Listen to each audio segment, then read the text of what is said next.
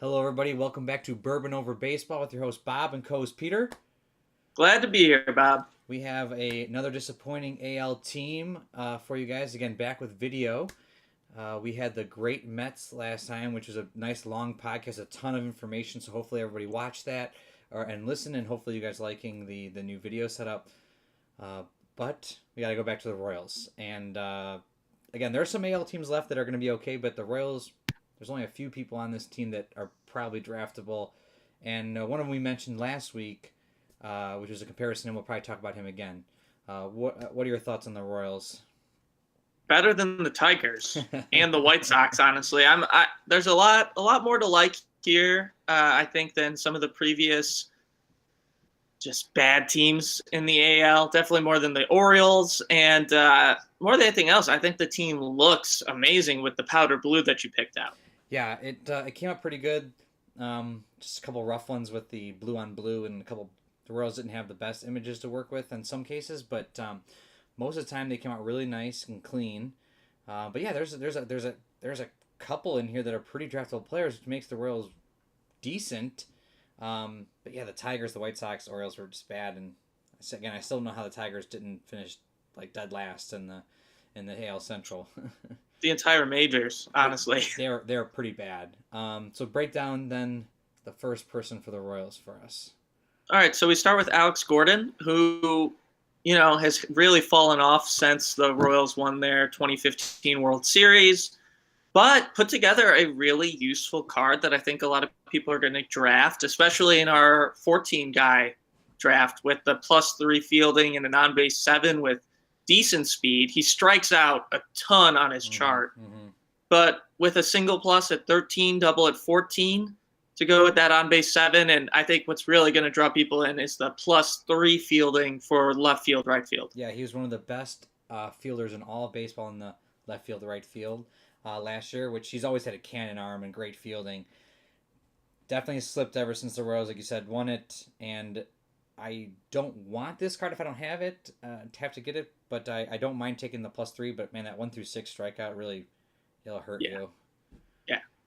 And then as the most draftable player on the Royals, probably a guy who's going to go fairly early in drafts and be targeted by a lot of people, and that's Whit Merrifield, who brings speed A, on base 9, elite fielding at second base and center field, gets on at 3. Not a lot of actual power, but he looks like the ideal leadoff guy. Yeah, he's getting on second base, quote unquote, at 13, which is great, especially for an on-base 9 speed A, which is what you need to get. Get a guy on second base with with speed A, hit him in with a single. Yep. This is the kind of guy, which I actually thought was it's such a crazy chart. It's like he could be one of the stolen base leaders in the league because that single plus. Yeah. And in my league, single plus does not count towards your owner option total, and he gets +3 speed. So technically, he'd be stealing at 13 to 16 as a free steal with +3 speed. So he's a 23 speed against the catcher, which is catchers don't have the best arms here unless maybe you have Salvador Perez, as the Royals will show you later. But there's not much downside of this card. Now going back to Jeff McNeil, there wasn't really much downside of that card either. So no, and like I said last week, it really comes down to your preference in fielding, and I lean towards McNeil for 40 less points and just a much better chart. Like with the triples that he gets, I'll take that for my leadoff +2 more speed. Yeah, the 822. The speed's a big deal for me. Yeah, but here you get +5 fielding at second base, or you can move him to the outfield, which, especially if you're the type of manager that likes to draft a bench and likes to take a bunch of fast guys and stuff like that and stick them in there and use pinch hitting, move your defense around. It's nice to be able to maybe take another speed A second base eligible guy later on in a draft and be able to move Merrifield to center. It's interesting. It gives you more flexibility, which some people value. I like to just take my 9 hitters and then use all my bench spots on relievers. So yeah. And not as useful to me. And mostly that's what I'm doing, but every league's different. So if your league makes you have to have a bench, this could be a guy where you have that flex option where you can move him around, and you're not getting hurt because he's still going to be elite in center, which is really good. Yeah. So then we've got Ryan O'Hearn, rookie card here, and he's actually the most expensive hitter on the Royals. And in our league, I believe he signed in free agency with Atlanta for us. And he was an expensive guy. He ended up being signed for 550 points. Yeah, he's an interesting card. I mean, he's got so much power. I didn't know. And he gets on at 4. Exactly. So he's not getting hurt. I didn't notice this guy a lot. Obviously, I didn't pay attention to the Royals because they weren't that good last year. But, on at second at 10, 7's not the worst. I mean, obviously, you really would like to get an 8 on base here. But, man, 15 through 20 home run, this guy's got a ton of pop. Rookie, it could be interesting to see what he can progress to next year or whatnot. But, yeah, I mean, the home runs are really what's driving this guy's point value up. Obviously, I'd rather have Whit Merrifield for a more balanced team, but I think this guy's going to find a spot. He has to. He's really good. Oh yeah. I think he's a really good player, and so is Jorge Soler, who doesn't bring you the outfield defense of an Alex Gordon, but is better in basically every other way. The former Cubby has found a real home in Kansas City. Yeah, the biggest thing here that's going to hurt you is the speed, but maybe the 1 through 5 out. But I love him being an 8 with pop. I mean, it's a really solid card here, and this is again. So there's like 3 decent cards right in the top group here. Maybe 4, quote unquote, Alex Gordon. And it's like the Royals. How did you guys do so bad? I mean, they've got a decent top here, and you would think that they would have racked up the wins against the White Sox and the Tigers. Yeah. Just enough to get to like 75. But well, their bullpen's pretty bad, and we're going to see quickly rotation's not that good. How fast it drops. A guy who I think people will be disappointed in card-wise, especially with how high he's been going in fantasy drafts. And I guess we're all excited to see what he puts together in 2019. But Adalberto Mondesi, who's rising up people's boards because of his combination of speed and power. However, as Showdown points out, he's not very good at making contact and getting on base. Yeah, it's not the card I'm going to want in Showdown unless I did have that pinch hitter spot or something. But, man, that chart, and as I was doing this, I texted you right away. I was like, man, this chart is crazy. I mean, he's getting on base at 4, and then it's like 4, 5, 6, 7 is technically where he's got on second base. I mean, it's just a monster chart. But the 5 is going to hurt you a lot. But he's got good fielding and the top speed.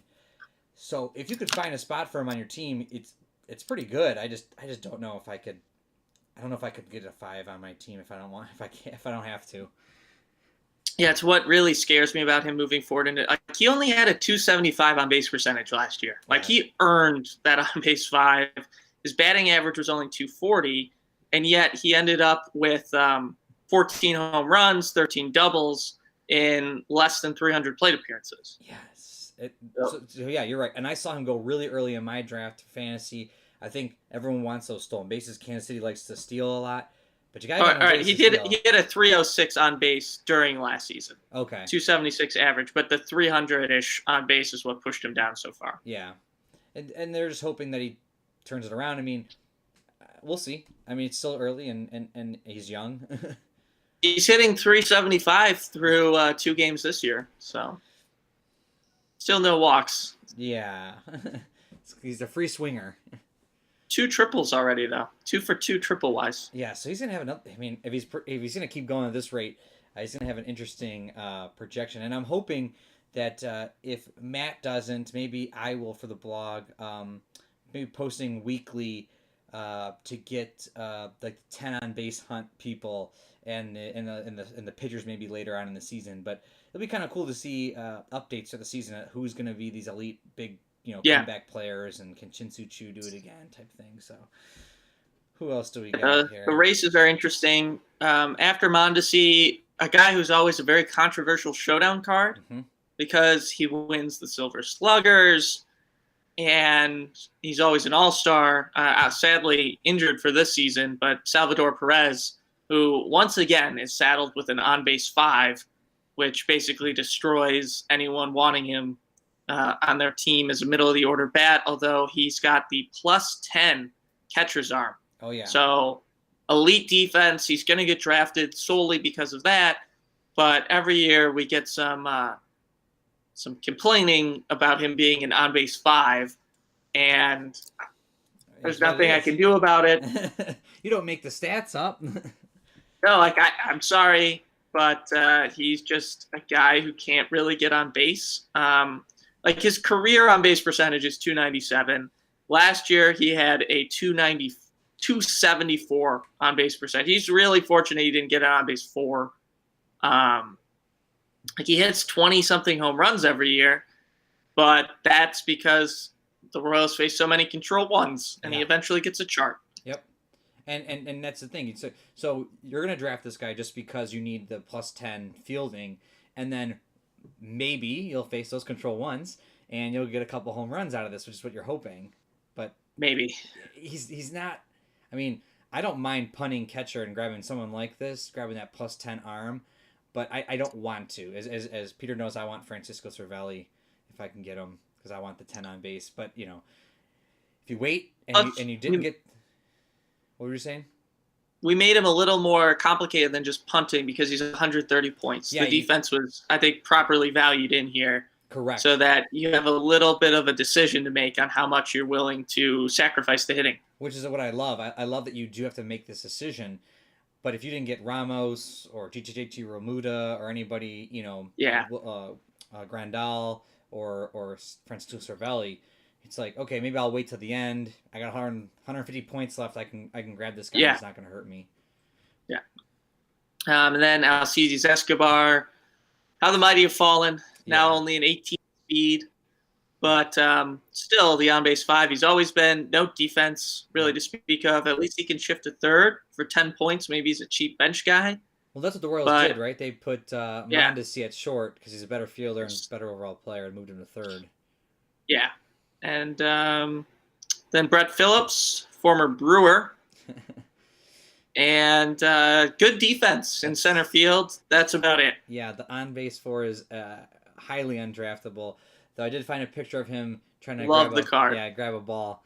And this obviously showcases real nicely so we didn't really talk too much about the Royals blue, where I had the different logos in the background with a little bit of the gold showing, and then I have the regular Royals across the top of the text box. So it all came out real nice, and I just tried to find a good image of a center fielder, stealing a ball.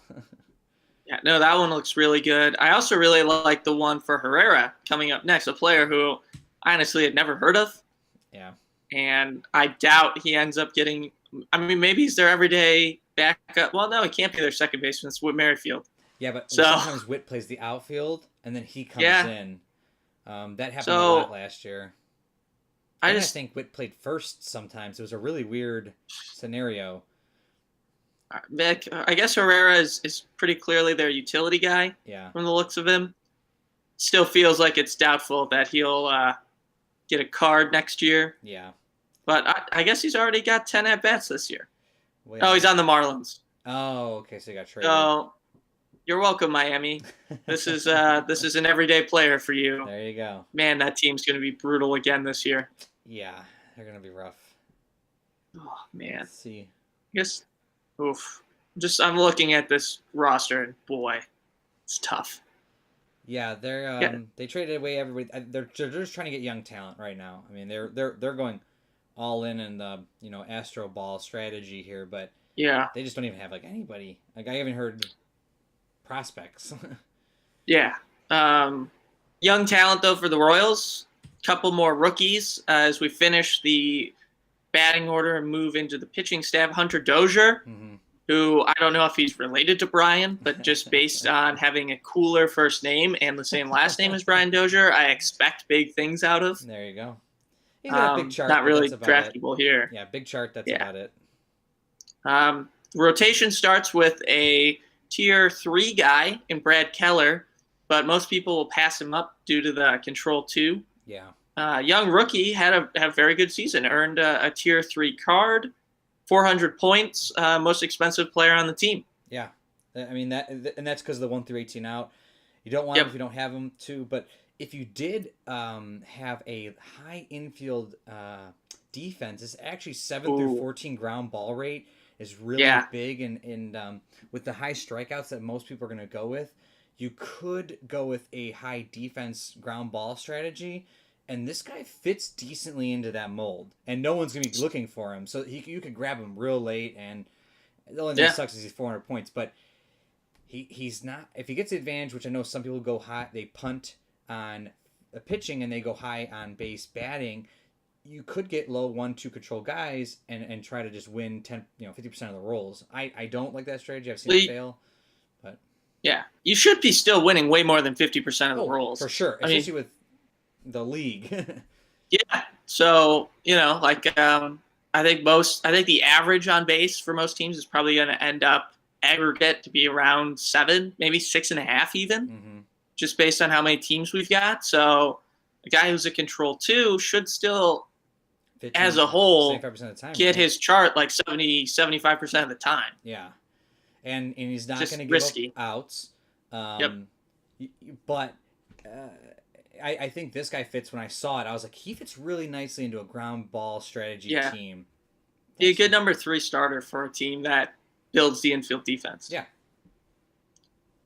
Danny Duffy, tough to keep, to make the same argument for. Same control, but gives up 2 more, so 10% more base runners off his own chart, which is pretty key over the course of 6 innings. Like that's 2 more guys, which gives you 2 more chances, again, to accidentally give up the control and give the hitter an advantage. So yeah, just like I don't think he's going to get drafted. No, and the Royals put so much money into him because he had that good season a couple of years ago, and he just I know the Indians tag him all the time. So his 2017 card was is like my classic card. He's a control 4, 1-16 out, and I traded for him in my league. So yeah, the preview for year 2 is out on the blog. Oh yeah. I saw you post that. We've obviously been playing it a lot. If you are a Facebook person, you saw me put out that poll. I forgot that my friend had finally finished writing the preview section. Obviously, we've been playing it pretty hardcore, but they finally finished all the write-up stuff from before, and then we'll start releasing results. So check that out. All I know is I love a lot of cool movement in our league and stuff, but Danny Duffy's on Cleveland in that league, and very good number 4 starter as a 4, 1-16 out. Yeah, and in real life he's fallen pretty drastically. Yeah. Still not as far as Jacob Junis. Yeah. I don't want homer off his own chart. Run. Nobody giving up a home run. Ian Kennedy, also just terrible. And this is really where the Royals start to fall. So right after Duffy, it's 2 bad starters in a row that are ones that give up home runs. The bullpen just keeps going down. I forget who the McCarthy's. Yeah.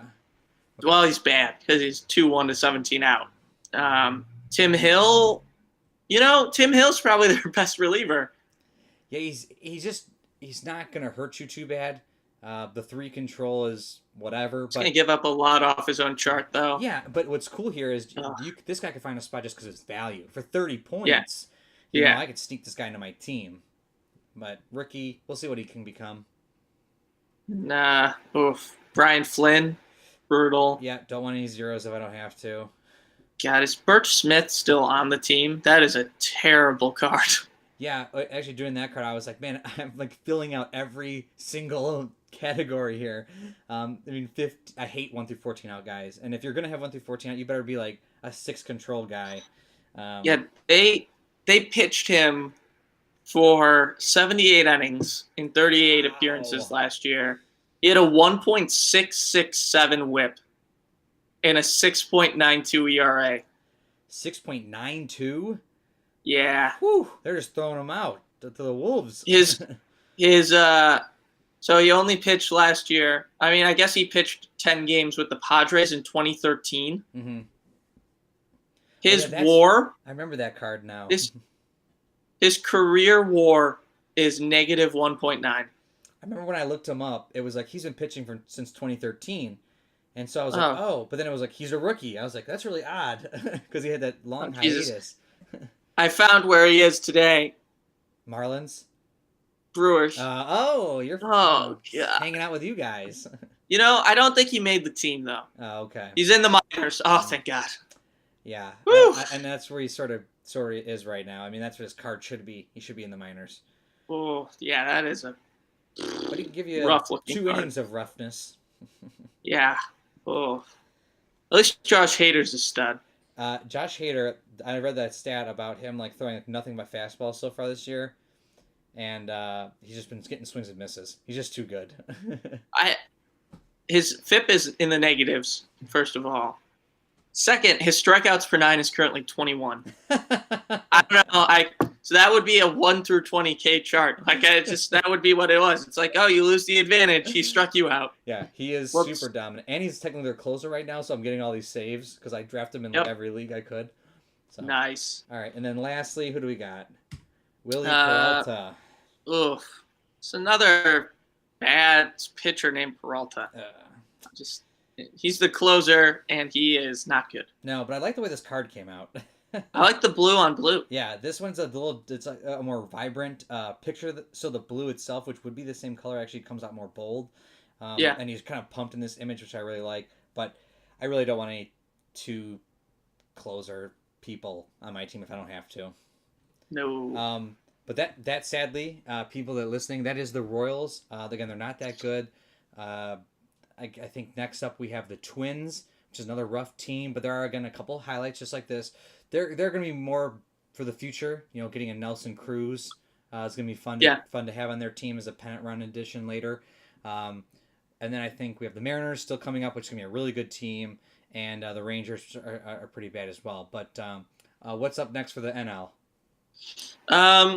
Either the Padres, Giants, Reds, or Phillies.